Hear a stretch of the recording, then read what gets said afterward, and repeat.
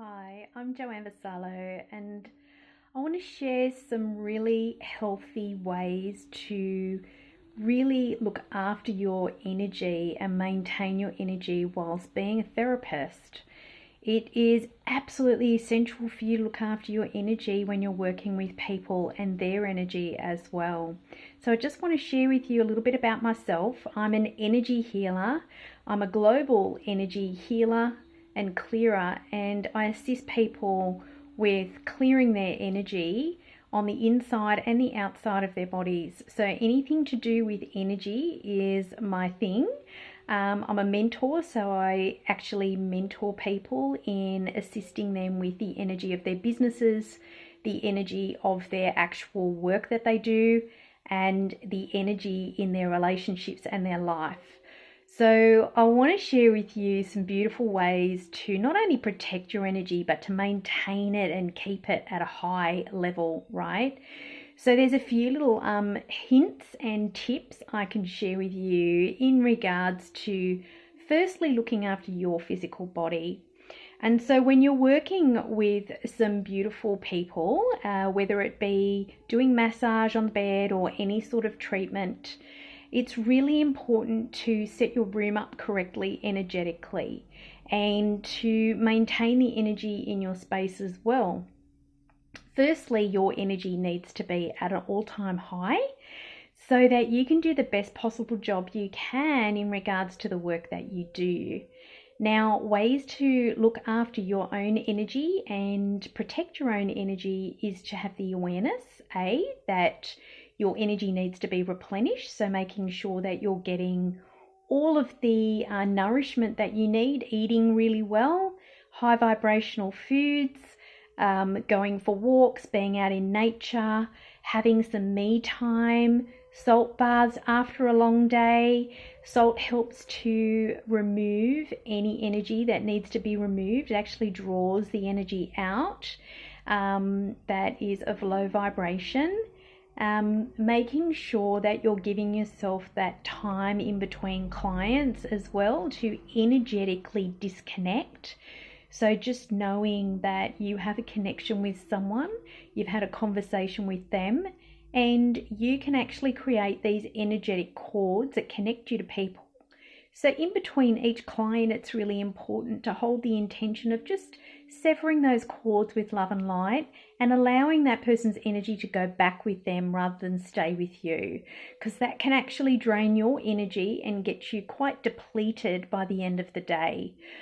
So looking after you is absolutely essential, making sure your fluids are up during the day whilst you're working, and that you are maintaining your own energy and healing and clearing your own energy so that you can have that effect on somebody else whilst you're working on them.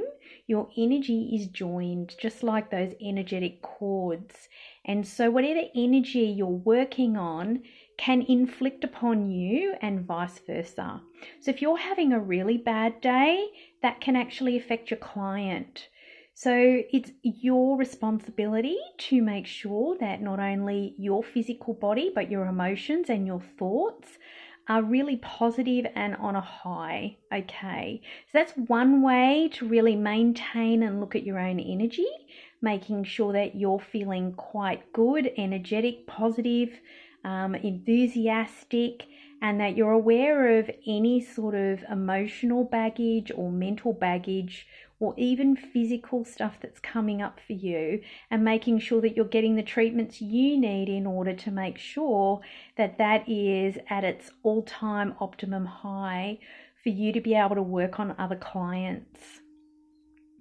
So let's talk a little bit about your space and your room. So there's a few tools you can use in order to keep your space really clean and have a really high energy in your space and in your room.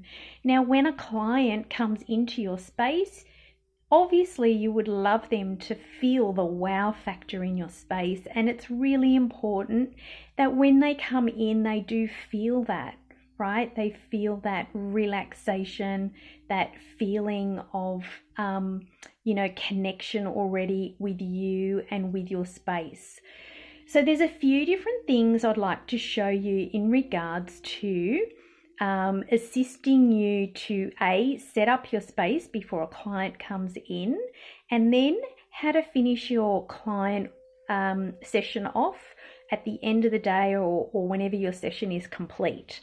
So here are some beautiful things I've got here. So I've got music going, something really calm and peaceful. I've got a beautiful salt lamp just there and some candles burning. And I also have I don't know if you've seen this, it's a sage stick. So burning sage and just smouldering the smoke around the room, you know, at the end of the day or the beginning of the day, whenever you feel it needs clearing, is a really great way to clear the energy after a client, and especially at the end of the day. And a Palo Santo stick here, the same goes. It's a little bit stronger, it's a different scent, but Palo Santo is a really great tool to be able to clear the air or the space that you're in. I also have lots of crystals and some incense and just Tibetan bowl and Tibetan bells there, and you can utilize sound to also clear the vibration in a space. So when you're working with a client, just before you're working with a client, hold the intention for the day and for your session, the connection that you're going to have with that client, that you're connecting and assisting them energetically as well as physically. So if your room feels stuffy, open the windows. You can make some sound, some bells if you have them, or you can clap in the space just to clear the air. You can just have the music on. Music is very clearing as well. And using the sage or Palo Santo, preferably at the end of the day. Some people don't like the smell of it. And having your aromatherapy on as well is a really beautiful way to introduce and invite people in. It's also clearing the air as well, and it's setting a mood for your space.